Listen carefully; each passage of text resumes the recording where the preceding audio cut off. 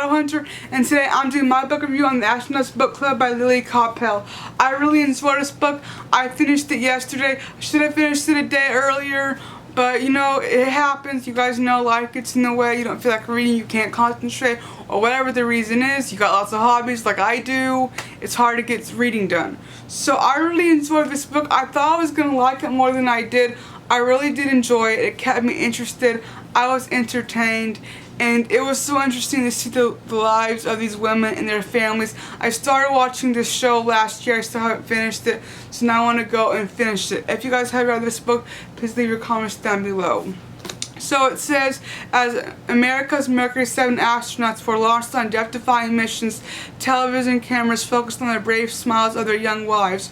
Overnight, these women were transformed from military spouses into American royalty.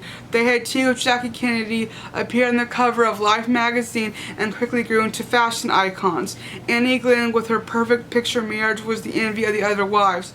Platinum blonde Renee Carpenter was proclaimed JFK's favorite, and licensed pilot Trudy Cooper arrived on base with The Secret. Together with the other wives, they formed the Astronaut's Wives Club, providing one another with support and friendship, coffee and cocktails. As their celebrity rose and as divorce and tragedy began to touch their lives, the wives continued to rally together, forming bonds that will stand the test of time, and they have stayed together for over half a century. The Astronaut's Wives Club tells the real story of the woman who stood beside some of the biggest heroes in American history. And this was a lot of it was word for word with the story in the TV show. I don't want to ruin it if you guys want to read this book, and if you guys have, leave your comments down below. Maybe if I finish watching the show, which I want to do soon, I will read more about this. So, the women were Annie Glenn, Renee Carpenter,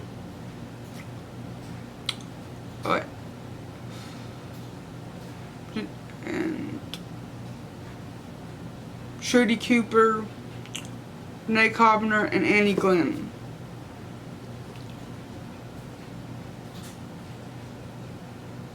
Oh, so I didn't realize this. They have list of the astronauts' wives in here. The original 7. In April 1959, NASA's first spaceman, the Mercury 7 astronauts were announced in Washington, D.C., and their wives were like America's first reality stars. Renee Carpenter, wife of Scott Carter, JFK, made it clear that platinum blonde Renee was his favorite of the astronaut wives. Trudy Cooper, Gordo Cooper's wife, Trudy was the only licensed pilot among the astronauts' wives. Annie Glenn, wife of John Glenn, the first American to orbit the Earth. Annie was what NASA wanted the wives of its 7 astronauts to be. Betty Grissom, wife of Gus Grissom, the second American to go into space on a suborbital flight. Hoosier from Mitchell, Indiana. Jo Shura, wife of Wally Sriracha, the practice jokester among the astronaut corps, was Joe was naval royalty. Louise Shepard, wife of Alan Shepard, the first American to go into space. They otherwise called her St. Louise because she was so serene and ladylike.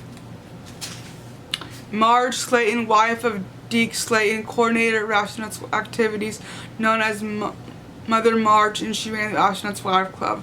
The New 9. The second group of astronauts were announced in September of 1962 to man the next phase of the space program named Gemini, featuring 2 manned space capsules and the first American spacewalk into 9 new wives. Janet Armstrong, the wife of Neil Armstrong, the first person to walk on the moon during Apollo 11. Susan Borman, wife of toughest nails Frank Borman, a model of composure at AWC meetings. Jane Conrad, wife of Charles Pete Conrad, otherwise known as Princeton Pete, tall and model than Jane, attended Brian Moore, whatever that is. Marilyn Lovell, wife of Jim Houston, we have a problem. Lovell, the famous commander of Apollo 13 and the command model pilot of Apollo 8, the first mission to orbit the moon, given a 50-50 shot. Pat McDevitt, wife of Jim McDevitt, Ed White's partner for the first American spacewalk. Marilyn Seed, the wife of Elliot C. Fired Stafford, wife of Tom Stanford, the Astronaut Wives Club top pastry chef, and Harry Essel's best friend. Pat White, dedicated as porcelain blonde wife of Etta White, aka the next John Glenn, the first American to perform a spacewalk. And Barbara Young, the wife of John Young, who many may know remind them of Don Draper, the fictional Mad Men character. So I really enjoyed this book. It was great. I gave it about 4 stars on Goodreads. I really enjoyed it. I really liked it. It just wasn't like, oh my word, this is amazing type of thing. But if you guys have different opinions, that's okay. Share them down below, because what else is the internet for but for us to share our opinions and our ideas in a place that is safe, and hopefully no one gets upset or their feelings get hurt. But I really enjoyed this book, the camaraderie between the women, how the wives dealt with not knowing if their husbands were going to come back, you know.